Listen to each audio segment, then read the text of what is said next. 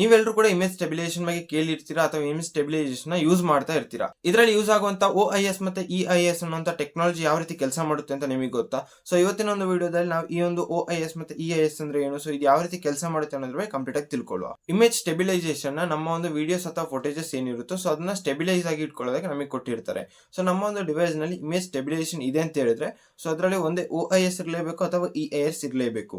OIS ಅಂತ ಹೇಳಿದ್ರೆ optical image stabilisation. So ಇದು ಬಂದ್ಬಿಟ್ಟು ಹಾರ್ಡ್ವೇರ್ ಬೇಸ್ ಆಗಿರುವಂತಹ ಟೆಕ್ನಾಲಜಿ. ಹಾರ್ಡ್ವೇರ್ ಬೇಸ್ ಅಂತ ಹೇಳಿದ್ರೆ ನಮ್ಮದು ಡಿವೈಸ್ ನಲ್ಲಿ ಏನ್ ನಮಗೆ ಕ್ಯಾಮರಾ ಕೊಟ್ಟಿರ್ತಾರೋ ಸೊ ಅದರಲ್ಲಿ ಏನ್ ಲೆನ್ಸ್ ಅಥವಾ ಏನು ಸೆನ್ಸಾರ್ ಇರುತ್ತೋ ಸೊ ಅದು ಸ್ವಲ್ಪ ಮೂವ್ ಆಗ್ಬೋದಂತ ಟೆಕ್ನಾಲಜಿನ ಹೊಂದಿರುತ್ತೆ. ಅಂದ್ರೆ ನಾವೇನೋ ವಿಡಿಯೋ ಅಥವಾ ಫುಟೇಜ್ ನ ಕ್ಯಾಪ್ಚರ್ ಮಾಡ್ತಾ ಇರ್ತೀವಿ, ಬೈ ಮಿಸ್ಟೇಕ್ ಆಗ್ಬಿಟ್ಟು ವಿಡಿಯೋ ಮಾಡುವಾಗ ನಮ್ಮ ಒಂದು ಡಿವೈಸ್ ಏನಿದೆ ಸೊ ಅದು ಜಸ್ಟ್ ಶೇಕ್ ಆಗ್ಬಿಡುತ್ತೆ. ಸೊ ಇಂಥ ಟೈಮಲ್ಲಿ ಆ ಒಂದು ಲೆನ್ಸ್ ಅಥವಾ ಸೆನ್ಸಾರ್ ಅನ್ನೋದು ಏನಿರುತ್ತೋ ಸೊ ಅದು ಸ್ವಲ್ಪ ಮೂವಿಂಗ್ ರೀತಿ ಒಂದು ಟೆಕ್ನಾಲಜಿನ ಹೊಂದಿರೋದ್ರಿಂದ ಅದು ಸ್ಟೆಬಿಲೈಸ್ ಆಗಿರುತ್ತೆ. ನಮ್ಮ ಒಂದು ಡಿವೈಸ್ ಯಾವ ರೀತಿ ಶೇಕ್ ಆಗುತ್ತೋ ಆ ರೀತಿ ಶೇಕ್ ಆಗೋದಿಲ್ಲ. ಸೊ ಅದು ಸ್ಟೆಬಿಲೈಸ್ ಆಗಿರುತ್ತೆ. ಇವಾಗ ಸ್ಕ್ರೀನ್ ಮೇಲೆ ನೀವು ಏನು ಇಮೇಜ್ ನೋಡ್ತಾ ಇದ್ದೀರಾ ಸೊ ಇದ್ರಲ್ಲಿ ನೋಡಬಹುದು ನೀವು ಆ ಒಂದು ಡಿವೈಸ್ ನ ಆಂಗಲ್ ಚೇಂಜ್ ಆದ್ರೂ ಕೂಡ ಸೆನ್ಸರ್ ನ ಒಂದು ಆಂಗಲ್ ಏನಿದೆ ಸೊ ಅದು ಚೇಂಜ್ ಆಗಿಲ್ಲ, ಆಬ್ಜೆಕ್ಟ್ ಕಡೆನೇ ಇದೆ. ಸೊ ಈ ರೀತಿನೇ ನಮ್ಮ ಒಂದು ಆಪ್ಟಿಕಲ್ ಇಮೇಜ್ ಸ್ಟೆಬಿಲೈಸೇಷನ್ ಏನಿದೆ ಸೊ ಅದು ವರ್ಕ್ ಆಗುತ್ತೆ. ಇನ್ನು EIS ಅಂತ ಹೇಳಿದ್ರೆ ಎಲೆಕ್ಟ್ರಾನಿಕ್ ಇಮೇಜ್ ಸ್ಟೆಬಿಲೈಸೇಷನ್. ಸೊ ಇದು ಬಂದ್ಬಿಟ್ಟು ಸಾಫ್ಟ್ವೇರ್ ಬೇಸ್ ಆಗಿರುವಂತಹ ಟೆಕ್ನಾಲಜಿ. ನೀವು ಇವಾಗ ಒಂದು ಫೋಟೋನ ಕ್ಲಿಕ್ ಮಾಡಿದ್ಮೇಲೆ ಸೊ ಅದನ್ನ ಯಾವ ರೀತಿ ಎಡಿಟ್ ಮಾಡುವಂತ ಟೈಮಲ್ಲಿ ಜಾಸ್ತಿ ಇರುವಂತಹ ಪಾರ್ಟ್ಗಳನ್ನ ಕ್ರಾಪ್ ಮಾಡ್ತೀರಾ, ಹಾಗೇನೆ ಆಂಗಲ್ ಸ್ವಲ್ಪ ಸರಿ ಇಲ್ಲ ಅಂತ ಹೇಳಿದ್ರೆ ಅದನ್ನ ರೊಟೇಟ್ ಮಾಡ್ತೀರಾ.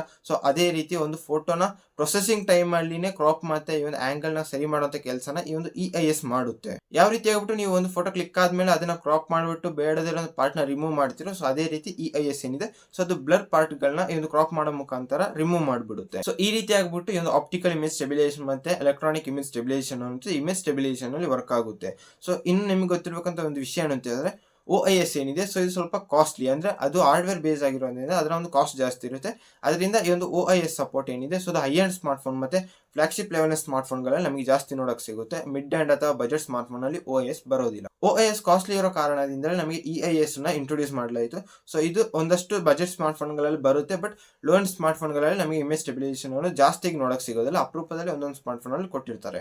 ಸೊ ಇದಿಷ್ಟಾಗಿತ್ತು ಈ ಒಂದು OIS ಮತ್ತೆ EIS ಯಾವ ರೀತಿ ಕೆಲಸ ಮಾಡುತ್ತೆ ಸೊ ಏನಿದು ಅನ್ನೋದ್ರ ಬಗ್ಗೆ ಇನ್ಫಾರ್ಮೇಶನ್. ಈ ಒಂದು ವಿಡಿಯೋ ನಿಮಗೆ ಇಷ್ಟ ಆಗಿದ್ರೆ ಲೈಕ್ ಅಂಡ್ ಶೇರ್ ಮಾಡಬಹುದು. ಜೊತೆಗೆ ಚಾನಲ್ ಸಬ್ಸ್ಕ್ರೈಬ್ ಆಗಿಲ್ಲ ಅಂದ್ರೆ ಸಬ್ಸ್ಕ್ರೈಬ್ ಮಾಡ್ಕೊಳ್ಳಿ. ಇನ್ಸ್ಟಾದಲ್ಲಿ ಫಾಲೋ ಮಾಡ್ತೀರಾ ಅಂದ್ರೆ ಲಿಂಕ್ ಡಿಸ್ಕ್ರಿಪ್ಷನ್ ಅಲ್ಲಿ ಇದೆ. ಸಿಗೋಣ ಮುಂದಿನ ವಿಡಿಯೋದಲ್ಲಿ.